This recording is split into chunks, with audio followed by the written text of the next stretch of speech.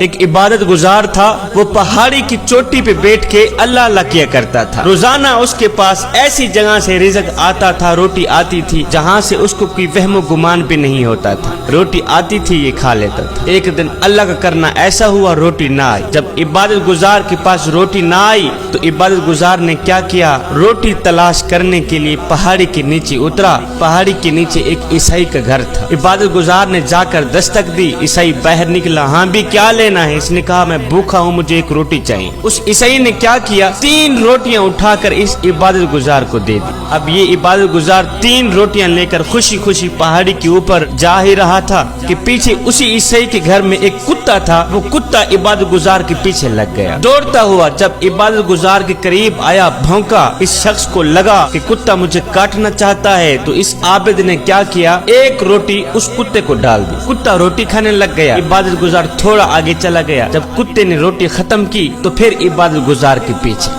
اس کے جیسے ہی قریب گیا، بھونکا، اس کو لگا کتا مجھے کاٹنا چاہتا ہے، تو عبادت گزار نے دوسری روٹی بھی کتے کو ہی ڈال دی۔ کتا روٹی کھانے لگ گیا، عبادت گزار تھوڑا آگے چلا گیا۔ دوسری روٹی جب کتے نے کھائی تو پھر عبادت گزار کے پیچھے، اس کے قریب گیا، بھونکا، اس کو لگا کتا مجھے پھر سے کاٹنا چاہتا ہے، تو عبادت گزار نے تیسری روٹی بھی کتے کو ہی ڈال دی۔ تیسری روٹی بھی کتے کو ہی ڈال دی۔ جب کتے نے تیسری روٹی ختم کی، پھر عبادت گزار کو بھونکنے لگا، کاٹنے لگا۔ جب تیسری مرتبہ بھی کاٹنے لگا تو عبادت گزار نے کہا، کتے وہ تھوڑی سی تو شرم کر، اور تیرے مالک کے گھر سے مجھے 3 روٹیاں ملی تھی، میں نے تینوں کی تینوں تجھے ڈال دی، اس کے باوجود بھی تو مجھے کاٹنا چاہتا ہے، اور تجھے شرم نہیں آتی، حیا نہیں آتی۔ اس کتے کو میرے اللہ نے بولنے کی طاقت دی۔